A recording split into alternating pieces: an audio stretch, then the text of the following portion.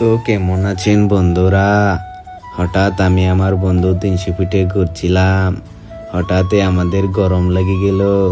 তখনই মনে হলো মিরপুরের একের দা বাবলসের কথা। তখন আমরা ওখানে চলে গেলাম। তখন নিস্তারা থেকে 200 টাকার টিকিট কেটে লিফট দিয়ে শততলায় উঠছিলাম। তখনই উপর দিকে তাকিয়ে দেখলাম আমাদের চেহারা দেখে যায়। তখন আমাদের টিকিটগুলো দেখালাম। তখন সুইমিং এর জন্য আর খাবারের জন্য 3000 টাকা দিয়ে দিলাম। তখনই একটি কালো ছেলে কালো গেঞ্জি আর কালো চাংলাস পরে পানিতে নেমে পড়লো। তখনই সে ব্যাঙের মতো সাঁতার কাটা শুরু করে দিল। তখন আরেকটি কালো ছেলে সাগরের পারে পাপ মারতে মারতে সাগরে নেমে পড়লো।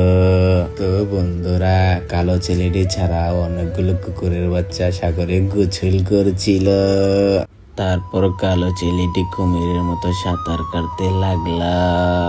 তখনই দুটো কালো ছেলে দাঁত বার করে তারা ভিডিও বানানো শুরু করলো। তারপর দুটি কালো ছেলে একসাথে সাঁতার কাটতে লাগলো। তখন দুটি কালো ছেলে দাঁড়িয়ে কি জানি পরিকল্পনা করছিল। পরে একটি কালো ছেলে আরেকটি কালো ছেলের মাথায় উঠে ডিগ বাজিয়ে দিল। আরেকটি কালো ছেলে ভিডিও করে পুরো সুইমিং পুলটি দেখাচ্ছিল। তখন কালো ছেলেতে এক হাতে সাঁতার কাটতে কাটতে আর এক হাতে ভিডিও করতে গিয়ে ফোনটি পানিতে ফেলে দিল। তারপর থেকে ফোনের ক্যামেরাটা ঝাপসা হতে শুরু করলো, যার কারণে ব্লগটা আজকে এই পর্যন্তই থেকে গেলেও।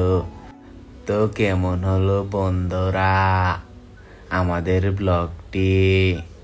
তোমরা অবশ্যই কমেন্ট করে জানিয়ে দিবে। তো বন্ধুরা, এই ভিডিও থেকে আমরা শিখলাম কখনোই কেউ পানিতে ফোন নিয়ে ভিডিও করতে যাবে না। একটি ভুল সারা জীবনের কান্না।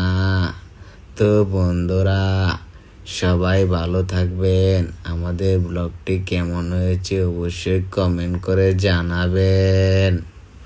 আর অবশ্যই আমাদের পেজটাকে ফলো দিতে ভুলবেন না।